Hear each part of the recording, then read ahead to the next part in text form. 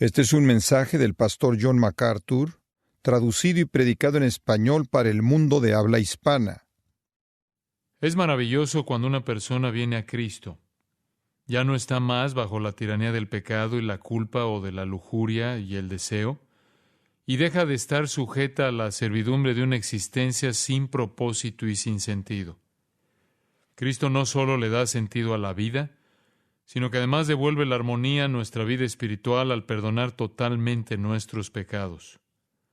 Ahora bien, ¿qué ocurre cuando alguien no quiere establecer una relación con el Dios viviente mediante Jesucristo? ¿Qué ocurre cuando una persona mantiene la farsa de la Navidad, rindiendo honores a un suceso, pero sin tolerar al individuo en el cual ese suceso encuentra su sentido?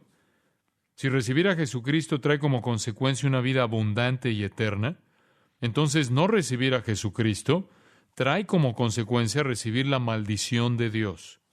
En este pasaje de Juan 8 vemos que Jesús hace algunas declaraciones muy inquietantes.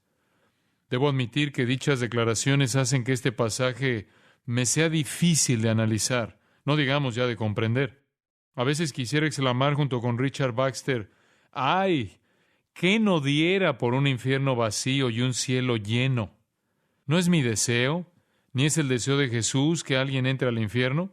Puesto que Dios no quiere, como nos dice 2 de Pedro 3:9, que ninguno perezca, sino que todos procedan al arrepentimiento. No es condenación, sino más bien advertencia de lo que Jesús habla en estos versículos. Debemos señalar que las personas que son cristianas de dientes para afuera, a la misma vez que rechazan a Cristo, participan en el más insensato de los juegos. Será comparable a los pasajeros a bordo del Lusitania, dando una fiesta mientras seguían ignorando la realidad de la amenaza alemana. Si las personas realmente supieran que su destino eterno lo decide Cristo, a quien en realidad rechazaron, dudo que tuvieran mucho que celebrar. La Biblia deja bien claro que no existe neutralidad en este asunto. Jesús lo planteó de forma clara y sucinta cuando dijo en Mateo 12:30, «El que no es conmigo, contra mí es». Ya desde el primer grupo de escritos que nos brinda la Biblia, el Pentateuco, Moisés establece este patrón que continúa ininterrumpidamente hasta el libro de Apocalipsis. Lo vemos, por ejemplo, en Deuteronomio 30:19. «A los cielos y a la tierra llamo por testigos hoy contra vosotros, que os he puesto delante la vida y la muerte, la bendición y la maldición. Escoge, pues». Aquí están las mismas dos cosas que vemos a todo lo largo de las Escrituras: vida o muerte, bendición o maldición. En Josué 24:15 dice: «Escogeos hoy a quién sirváis, si a los dioses a quienes sirvieron vuestros padres cuando estuvieron al otro lado del río, o a los dioses de los amorreos en cuya tierra habitáis. Pero yo y mi casa serviremos a Jehová». Tenemos dos opciones: servir al Dios verdadero o servir a dioses falsos. En Juan 3:18 dice: «El que en él cree no es condenado, pero el que no cree ya ha sido condenado». Solo tenemos dos opciones: o somos condenados al infierno o no somos condenados. El quid de la cuestión es si creemos. El motivo de la condenación aparece al final del versículo: «porque no ha creído en el nombre del unigénito Hijo de Dios». El libro de Apocalipsis concluye con una invitación. Allí en el 22:17 de Apocalipsis, Juan escribe: «Y el Espíritu y la esposa dicen, ven. Y el que oye, diga, ven. Y el que tiene sed, venga. Y el que quiera, tome del agua de la vida gratuitamente». Aquí aparece de nuevo la opción de escoger uno de los dos caminos. El otro día uno de mis hijos me preguntó: «Papá, ¿es verdad que solo hay dos lugares a donde puedes ir cuando te mueres? ¿Al cielo o al infierno?». Yo le dije: «Así es, solo dos, el cielo o el infierno. No existe terreno neutral, ni purgatorio, ni lugar de espera. El infierno podrá tener distintos nombres en lo que se refiere a su forma definitiva e identidad, pero solo hay dos lugares: el cielo, donde está Dios, o el infierno, donde Dios no está». Puede que conozcan la antigua frase: «La culpa es solo suya». Eso en realidad es bíblico. Pudiera haber una gran discusión teológica con respecto a quién es responsable de que las personas sean salvas, si es Dios o si el hombre tiene algo que ver en esto, pero no hay duda de quién es responsable en la Biblia de que las personas vayan al infierno, porque dice que el hombre es quien escoge. Jesús corroboró la realidad de que los hombres escogen el infierno cuando enfrentó a algunos de los judíos diciéndoles ahí en Juan 5, 39 y 40, escudriñad las Escrituras, porque a vosotros os parece que en ellas tenéis la vida eterna, y ellas son las que dan testimonio de mí, y no queréis venir a mí para que tengáis vida. La responsabilidad de no escoger a Cristo es nuestra. En Romanos 1:20, Pablo dice que los hombres no tienen excusa. En Juan 16, 8 y 9 dice, y cuando Él, esto es el Espíritu Santo, venga, convencerá al mundo de pecado, por cuanto no creen en mí. No creer en Cristo, esto es el mayor de todos los pecados. En Apocalipsis 2:21, el Señor condena a Jezabel, quien está induciendo a la iglesia de Tiatira al error, diciendo, y le he dado tiempo para que se arrepienta, pero no quiere arrepentirse de su fornicación. En otras palabras, Dios ha llamado al arrepentimiento, y cuando las personas no se arrepienten ni van con Él con fe, es culpa de ellas mismas, y ellas son responsables de esa decisión. Ahora, en Juan 8, en el versículo 21, observamos una poderosa declaración de parte de Jesús dirigida a los líderes judíos. Allí el Señor dice, otra vez les dijo Jesús, yo me voy y me buscaréis, pero en vuestro pecado moriréis. A donde yo voy, vosotros no podéis venir. Aquí Jesús está haciendo una declaración muy fuerte acerca del hecho de que Él irá al cielo y ellos no. Ya cuando llegamos al capítulo 8, Él puede hacer tal advertencia porque ellos han recibido información suficiente como para haber tomado una decisión con respecto a Él. Durante 8 capítulos, Juan ha estado describiendo la manifestación de Dios mismo en Cristo, al registrar las numerosas maravillas que Él había realizado en Galilea y en Jerusalén. Además, Jesús ha dicho muchas cosas sorprendentes. Su reclamo de ser Dios está claro.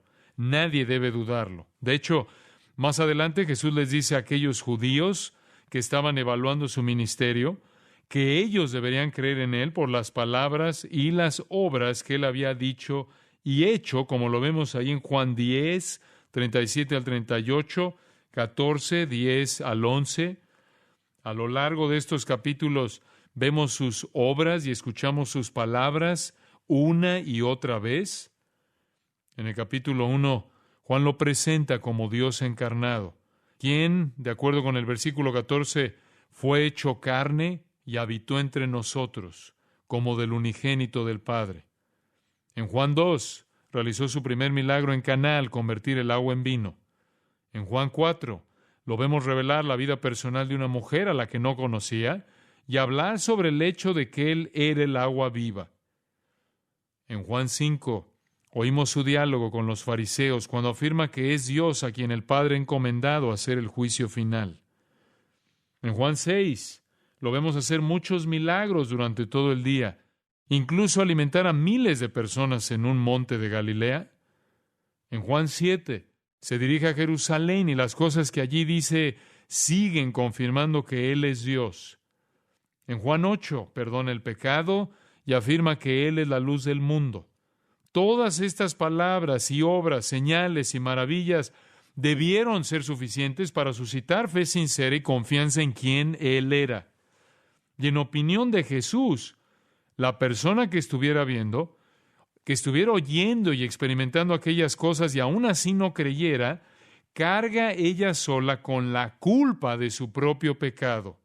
No tienen excusa. Aunque Jesucristo atendió las necesidades físicas de muchas personas, ellas seguían rechazándolo, no queriendo tener que enfrentar la necesidad espiritual de arrepentimiento y de creer en Él. En Galilea, al principio, lo siguieron grandes multitudes porque Él las alimentaba y sanaba. Pero cuando comenzó a establecer algunos principios para la vida y a inmiscuirse en sus pecados, dejaron de querer coronarlo rey. Cuando fue a Jerusalén sucedió lo mismo. Grandes multitudes lo seguían a todas partes, pero en cuanto comenzó a desviarse de lo físico hacia lo espiritual y a combatir el pecado en el corazón de las personas, las multitudes comenzaron a desvanecerse hasta que finalmente el único gentío que quedó fue el de un grupo de fariseos tratando de idear una forma de matarlo. Un rechazo tan trágico como ese se resume en las palabras de Juan en el 1:11. A lo suyo vino y los suyos no le recibieron. Los judíos fueron responsables de sus conclusiones acerca de Cristo, igual que lo somos usted y yo y todas las demás personas.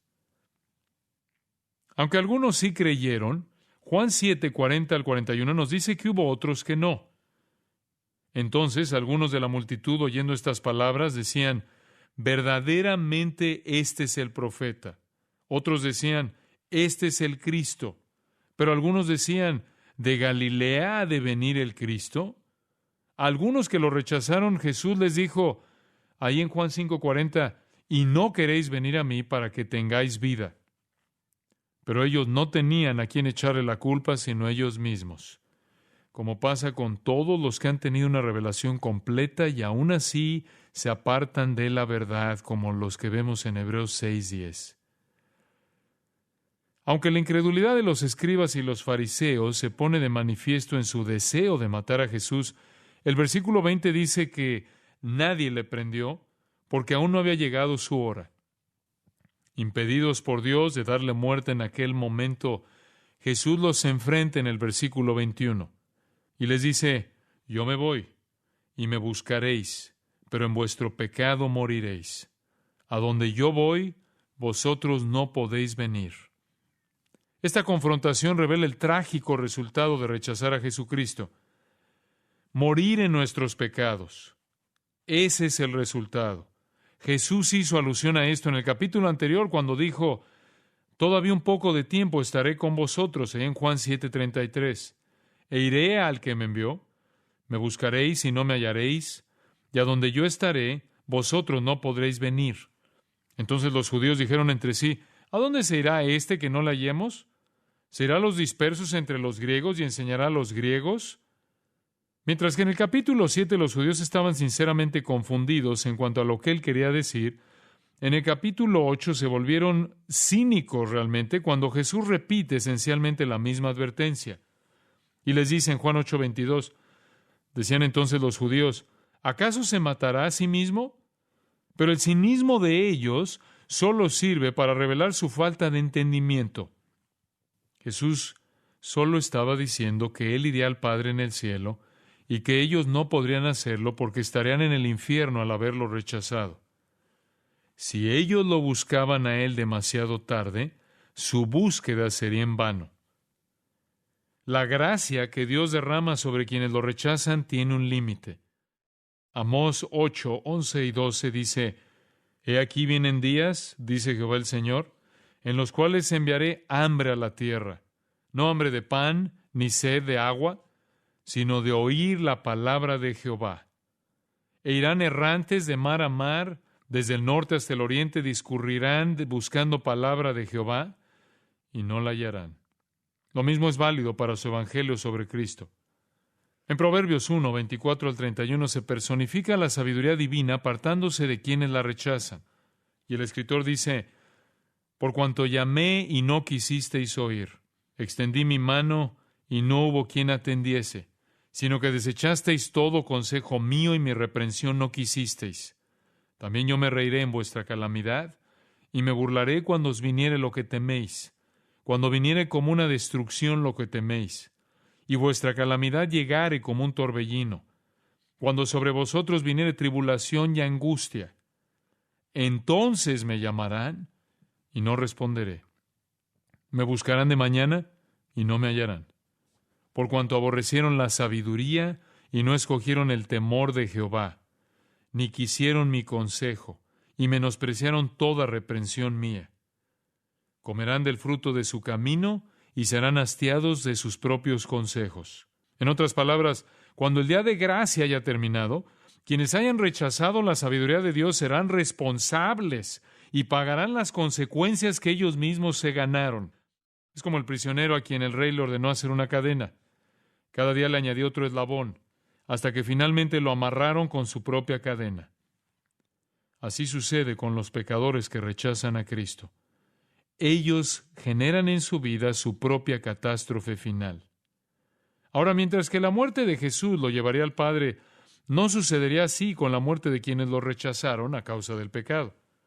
Ahora, ¿en qué pecado estaba pensando Jesús cuando les dijo a los fariseos que ellos morirían en su pecado? Es en el pecado de rechazar a Cristo. Juan 16, 8 y 9 dice que el Espíritu Santo convencerá al mundo de pecado por cuanto no creyeron en Cristo. Si quieren racionalizar y decir, bueno, yo no cometo ningún pecado, soy una buena persona y trato de hacer todo lo que puedo. Eso no servirá de nada, porque si nunca han recibido a Jesucristo, ese es el pecado mayor.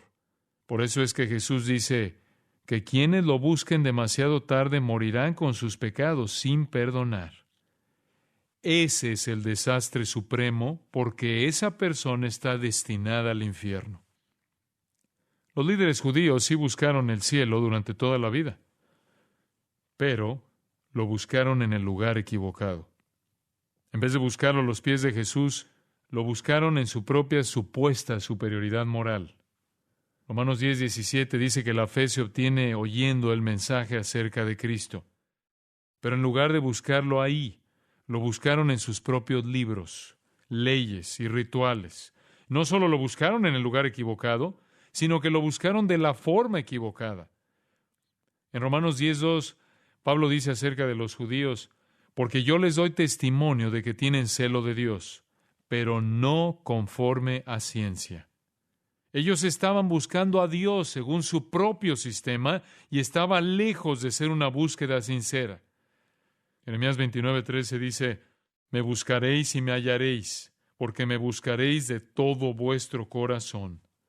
Los escribas y los fariseos no buscaban a Dios de todo corazón, porque habían dedicado todo su corazón a la presuntuosa difusión de su propia aparente superioridad moral. Entonces, muchos de los judíos estaban buscando en el lugar equivocado y en la forma equivocada, y lamentablemente también buscaron en el momento equivocado. Estoy seguro de que ha habido infinidad de personas que cuando ya era demasiado tarde, comenzaron a buscar el cielo luego de que la sentencia contra ellos ya había sido dictada a causa de su continuo rechazo. Jesús trató de expresar lo aterrador del infierno con algunas de sus parábolas. Por ejemplo, en Mateo 13, 40 al 43, Jesús dijo, de manera que como se arranca la cizaña y se quema en el fuego, así será en el fin de este siglo. Enviaré el Hijo del Hombre a sus ángeles, y recogerán de su reino a todos los que sirven de tropiezo y a los que hacen iniquidad, y los echarán en el horno de fuego. Allí será el lloro y el crujir de dientes. Entonces los justos resplandecerán como el sol en el reino de su Padre. El que tiene oídos para oír, oiga. Solo hay dos lugares donde pasar la eternidad: el infierno, donde hay lloro y crujir de dientes, o el cielo, donde resplandecerá como el sol. Y Jesús dice que si se tiene oídos, más vale oír. Es una advertencia espeluznante. Cuando Jesús advierte a los judíos en este pasaje, no está desmoralizándolos al dar por terminada de manera soberana su elección ni al ponerle fin a toda posibilidad de salvación para ellos. Él simplemente está advirtiéndoles de las consecuencias de su elección actual. Cuando ustedes oigan a las personas criticar a Dios por hablar de esta forma negativa, diciendo que Dios no es un Dios de amor, no lo crean ni por un instante. Dios es tan misericordioso y nos ama tanto que nos advierte. Nunca nadie ha ido al infierno que no haya escogido ir allí. Pero Dios no va a verse obligado eternamente con alguien que no lo quiere. Ahora bien, hay 4 elementos que yo veo en Juan 8, 21 al 30, que le muestran a una persona que puede morir en su pecado. Veamos el primero: creerse moralmente superior. Creerse moralmente superior. La primera forma de garantizar que una persona morirá en su pecado y no irá a la casa del Padre en los cielos con Jesús es estar convencido de que no necesita ser salvo. que está espiritualmente bien. Quienes niegan la necesidad de un Salvador son las personas más difíciles de llegar a ellas. Las personas que afirman ser justas aparte de Cristo y dicen, yo pertenezco a un grupo especial, o yo soy uno de los 144,000, o yo tengo documentos que dicen que soy una persona justa, solo se engañan a sí mismas. Las personas que se creen moralmente superiores, que han desarrollado un sistema que ellas creen que les da derecho a entrar en la presencia de Dios, son las personas más difíciles de convencer de que necesitan un Salvador porque ya piensan que están bien. Satanás es astuto. Cuando monta un falso sistema basado en los logros humanos y la justicia basada en las obras, lo hace de manera tan compleja y supuestamente bíblica que resulta enormemente engañoso.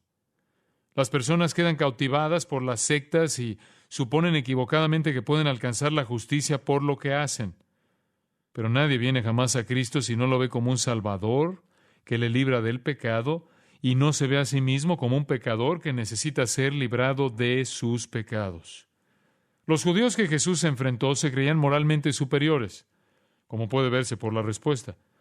Jesús acababa de advertirles con amor y la respuesta de ellos fue una burla, ahí en el versículo 22, cuando decían entonces los judíos, ¿acaso se matará a sí mismo? Que dice, a donde yo voy, ¿vosotros no podéis venir? Ellos insinuaron que Jesús iba a suicidarse. Los judíos creían que el suicidio era el peor de los pecados para el cual estaba reservado la parte más oscura del Hades. Las personas que se suicidaban no tenían posibilidad de entrar jamás al seno de Abraham, de acuerdo con Lucas 16:22. Por lo tanto, los judíos llegaron a la conclusión de que si Jesús se mataba, iría al Hades, el lugar opuesto donde ellos suponían que irían. Ellos ni siquiera entendieron lo que Jesús estaba realmente diciendo. Se creían tan superiores moralmente al haber sistematizado su religión de manera tan cuidadosa que creían que serían ellos los que poblarían el cielo. No obstante, Jesús misericordiosamente les advierte con el anuncio de su inminente condenación. ¿Hasta dónde podía llegar su sordera? Si ustedes leen todo el Nuevo Testamento, se verían en apuros para encontrar un relato sobre la conversión de un fariseo. Hay algunos, pero no muchos, porque eran personas muy difíciles de alcanzar con la verdad bíblica.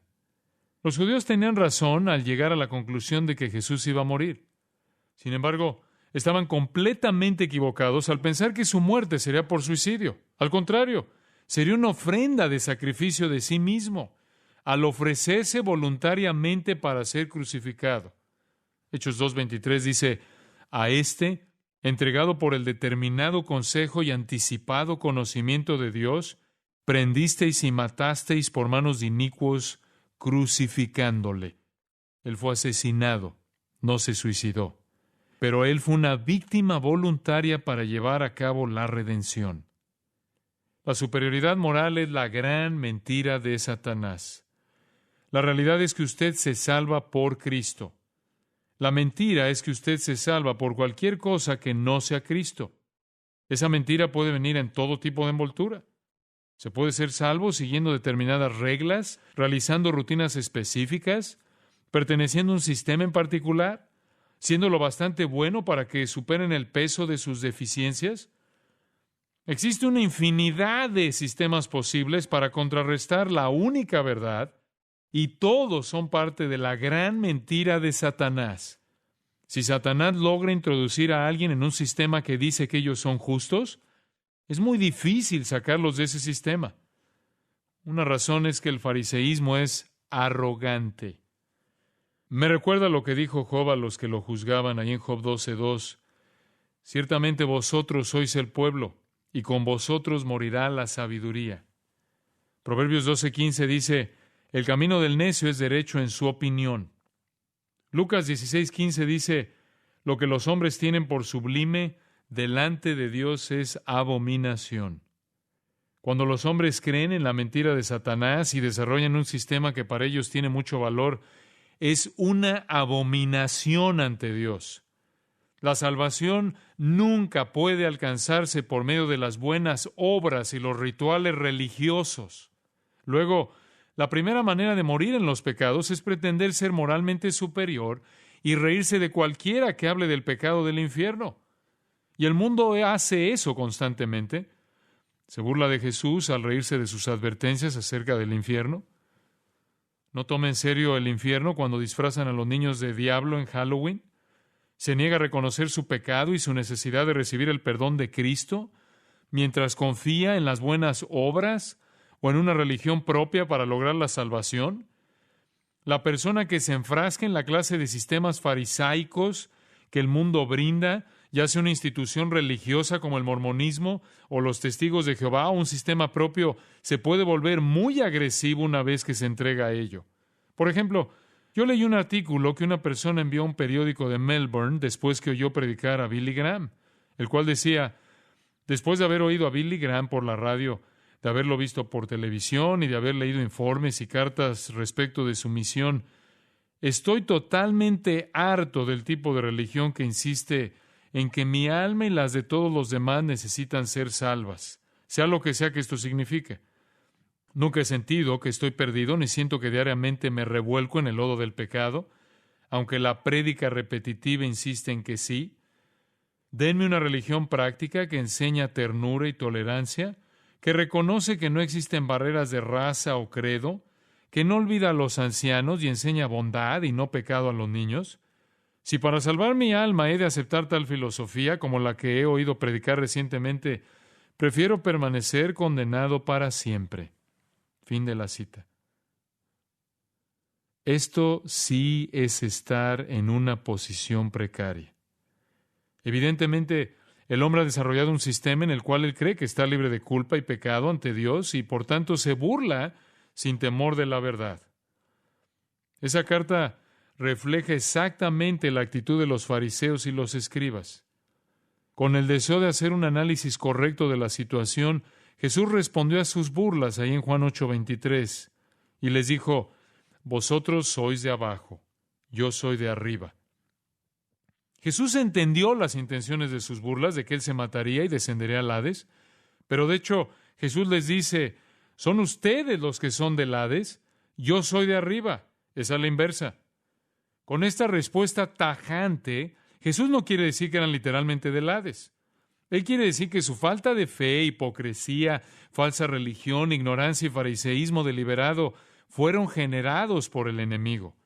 Él hace una distinción clara de que ellos están siguiendo a Satanás mientras que él sigue a Dios. Ellos eran, como lo son todas las personas faltas de fe en este mundo, de abajo en el sentido de que eran parte del sistema del mal. En Juan 8:44, Jesús les dijo: vosotros sois de vuestro padre el diablo. Tales personas rigen sus vidas, como dice Efesios 2:2, conforme al príncipe de la potestad del aire. Mientras que el no creyente es guiado sin darse cuenta por Satanás desde abajo, el creyente es guiado desde arriba porque su ciudadanía está en los cielos, como dice Filipenses 3:20, y reside posicionalmente en los lugares celestiales, como dice Efesios 1:3.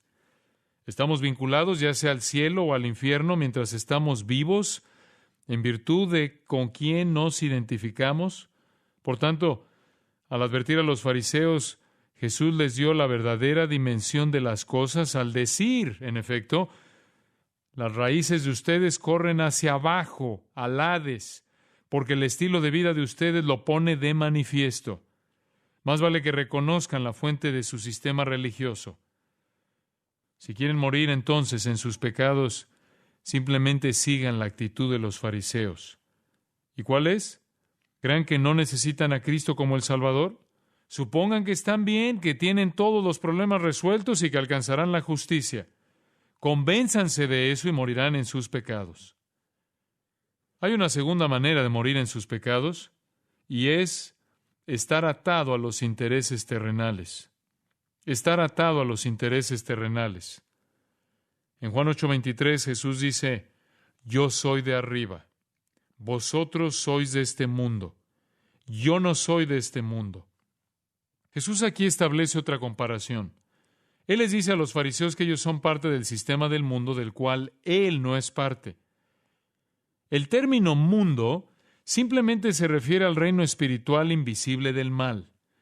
Usamos la palabra para identificar un sistema en particular, tal como el mundo de la política, el mundo de los deportes y así sucesivamente. El sistema que Jesús tiene en mente aquí es el sistema del mal, opuesto a Dios y a Cristo. Si ustedes quieren estar seguros de que morirán en sus pecados, simplemente sean parte del sistema del mundo y acepten lo que éste ofrece. Entonces podrán ser clasificados como hijos de este siglo, de acuerdo con Lucas 16:8, atrapados en este presente siglo malo, de acuerdo con Gálatas 1:4, del cual Jesús busca librar a los hombres. En oposición a la verdad de Dios, el mundo propaga sus propios sistemas farisaicos. El sistema pudiera caracterizarse de la siguiente manera. Es materialista y humanista, que cree que el hombre va a resolver sus problemas por sí solo y va a gobernar su propio destino. Está ensimismado en su preocupación con el sexo. Lo atormentan la ambición carnal, el orgullo, la avaricia, los celos, la envidia, la complacencia propia, el deseo egoísta, el crimen, etc. Sus opiniones son erróneas, sus objetivos son egoístas, sus placeres son pecaminosos, sus influencias son desmoralizantes, su política es corrupta, sus honores son vacíos, sus sonrisas son falsas y su amor es inconstante. Además, está en proceso de disolución. Según 1 de Juan 2:17, el mundo pasa, se autodestruirá. Jesús identifica a los que se burlan de Él como parte del sistema del mundo. Eran almas pecaminosas, egoístas y atadas a la tierra, controladas por los dictados del sistema del mal dirigido por Satanás. Ellos se habían apartado de Jesucristo con un abismo de por medio que era infranqueable. Aunque eran religiosos y quizás hasta humanitarios en el fondo, seguían siendo parte del sistema del mal de Satanás opuesto a Dios. Jesús simplemente les está diciendo, morirán en sus pecados por dos razones. En primer lugar, pretenden ser moralmente superiores y en segundo lugar, están totalmente sumidos en el sistema. Ustedes compran cualquier cosa que el mundo esté vendiendo. ¿Hay una tercera manera de morir en sus pecados? Ser incrédulo. Ser incrédulo. En Juan 8:24, Jesús dice, por eso os dije que moriréis en vuestros pecados, porque si no creéis que yo soy, en vuestros pecados moriréis. Luego, la tercera manera de estar seguro de que morirán en sus pecados es ser incrédulo del Evangelio. No hay que salir a matar a nadie y ser malo para ir al infierno, porque el infierno no es solo para los criminales y delincuentes, es para todos los que no aceptan a Cristo. Si ustedes no aceptan a Cristo en esta vida, Dios no los va a obligar a vivir con Él para siempre en la eternidad. Ustedes dirán, ¿qué debo creer? Recuerdo una canción que fue popular llamada Yo Creo, que repetía una y otra vez las palabras Yo creo. ¿Yo creo en qué? Otra canción decía, creo en la música. Si eso es en lo único en que usted cree, usted está metido en un problema. La misma clase de fe imprecisa o mal encausada cuando se le pregunta a una persona, ¿usted está en Cristo? Y la persona responda, sí, yo creo en Cristo, Él vivió, etcétera, etcétera. Pero Jesús tenía algo más categórico en mente. Fíjese en lo que dice, si no creéis que yo soy. No basta con creer que Jesús es el que uno piensa que es preciso creer que Él es el que dijo ser. Él dijo que era Dios en frases tales como, yo soy el pan de vida en Juan 6:35. En Juan 6:35, el que en mí cree no tendrá sed jamás. En el 8:12, yo soy la luz del mundo. En el 10:11, yo soy el buen pastor. En el 10:9, yo soy la puerta. En el 11:25, yo soy la resurrección y la vida. En el 14:6, yo soy el camino y la verdad y la vida. Puesto que Jesús se estaba identificando con Dios, la fe salvadora no solo se convierte en cuestión de apartarse del pecado, sino de confiar en el Hijo también. Es cuestión de creer que Jesús es quien dice ser. Ustedes se preguntarán, ¿Moriré en mis pecados a menos que crea que Él es todo lo que dice ser? Así es. Ustedes deberían averiguar quién Él dijo ser, porque Romanos 10:17 dice que la fe llega por el oír el mensaje acerca de Cristo. Nunca podrán tener verdadera fe a menos de que oigan la verdad acerca de Cristo. La fe verdadera es el resultado de oír y creer con el corazón que Jesús es quien Él dijo ser y que Dios verificó lo que decía levantándolo de los muertos, como dice Romanos 10:9. Jesús les promete a sus opositores que morirán con sus pecados sin perdonar si no creen que Él es quien dice ser. ¿Y quién es? Él es Dios en carne humana. El no creer y apartarse echa por tierra las esperanzas y deja solo el sombrío presagio del infierno. En una ocasión que iba en un avión, un hombre me preguntó cuando supo que yo era maestro de temas bíblicos y me dijo, ¿cómo se convierte uno en cristiano? Entonces compartí con él el Evangelio, diciéndole que debía creer que Jesús es quien dice ser. Dios en carne humana, el Salvador que murió por sus pecados y resucitó. Una persona puede ir al infierno y permanecer allí eternamente solo por no creer estas pocas cosas. La fe en Cristo viene de oír el mensaje acerca de Él, y si no se ha oído lo suficiente, entonces se debe leer más o buscar a alguien que pueda explicarlo. No tiene sentido ir al infierno por algo que se dejó de hacer, porque no creer es igual a rechazar. Así lo dijo el Señor en Mateo 12:30, el que no es conmigo, contra mí es. No sean como los fariseos que deberían haberlo reconocido, pero siguieron burlándose. Finalmente, llegamos a la cuarta manera de morir en sus pecados. Ser deliberadamente ignorante.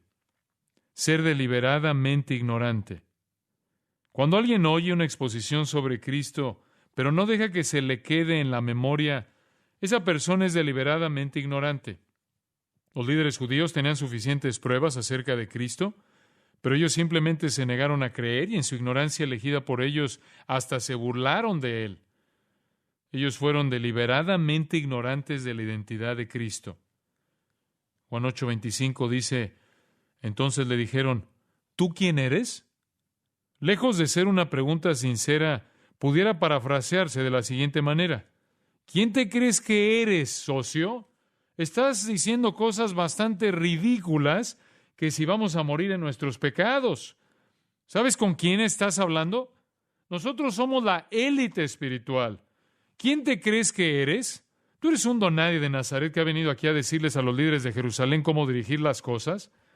¿Quién te da el derecho de asumir el rol de igualdad con Dios? Este tipo de ignorancia deliberada se manifiesta en otros pasajes de las Escrituras. Juan 8:19 dice, ellos le dijeron, ¿dónde está tu Padre? Respondió Jesús, ni a mí me conocéis, ni a mi Padre. Lo que Jesús está diciendo es lo siguiente, ustedes son incurablemente ignorantes. Se creen que conocen a Dios, pero realmente no lo conocen. Y piensan que yo soy un farsante. No me conocen a mí tampoco. Ustedes son incapaces de reconocer la verdad porque están sumamente dominados por el pecado. ¿Se acuerdan del ciego que se curó en Juan 9 y que todos los líderes judíos se preguntaban cómo era que el ciego podía ver, reconociendo su incredulidad en el poder de Jesús? El versículo 30 dice, respondió el hombre y les dijo, pues esto es lo maravilloso, que vosotros no sepáis de dónde sea, y a mí me abrió los ojos. El ciego tenía más sentido común que los líderes judíos. ¿Por qué? Esos líderes desearon ignorar la verdad. El infierno se llenará de personas que están allí simplemente porque quisieron ser ignorantes y no desearon que Jesús tuviera parte sobre sus vidas. No quisieron conocer la verdad. Estaban satisfechos con lo que ya creían.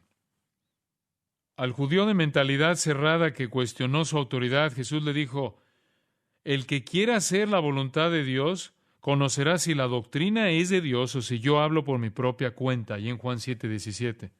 En otras palabras, la verdad está disponible para el corazón deseoso, pero ellos no estaban deseosos. Ustedes dirán, ¿pero cómo pueden las personas ser así? La respuesta se expone de manera sencilla en Juan 3:19. Los hombres son así porque aman su pecado.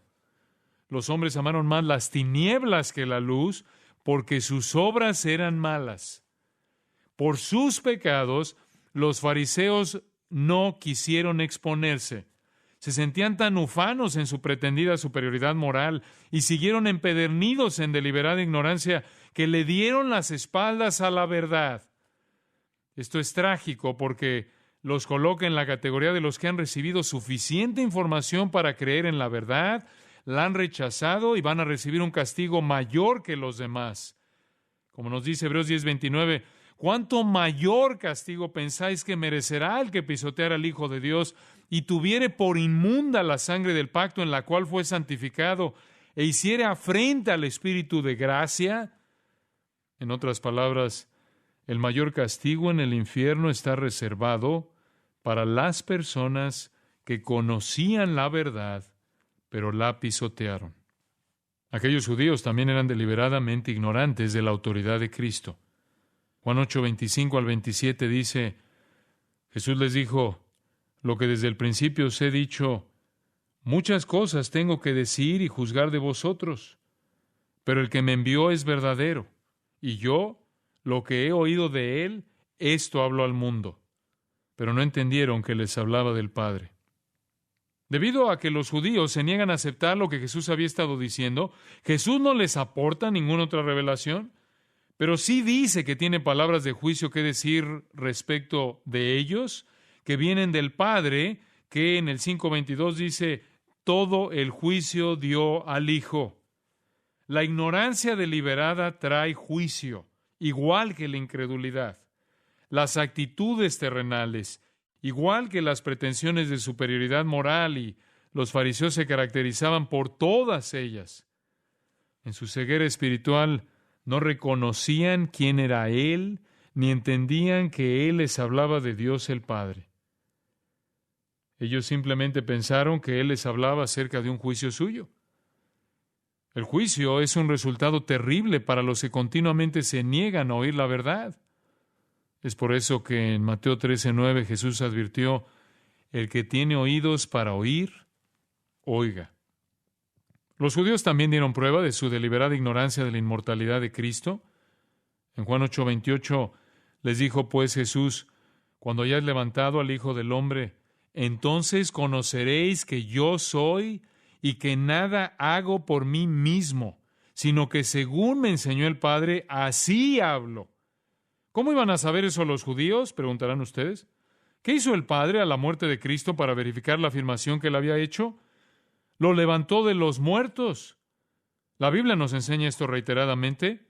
De hecho, Jesús dice, cuando llegue mi resurrección, entonces tendrán que mirar mis afirmaciones con sinceridad, y muchos judíos lo hicieron.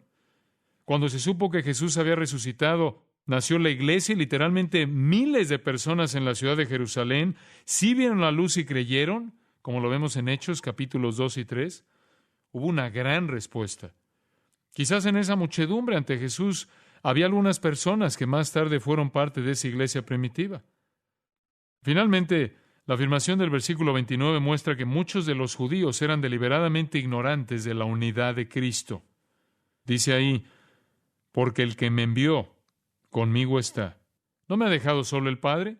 Porque yo hago siempre lo que le agrada.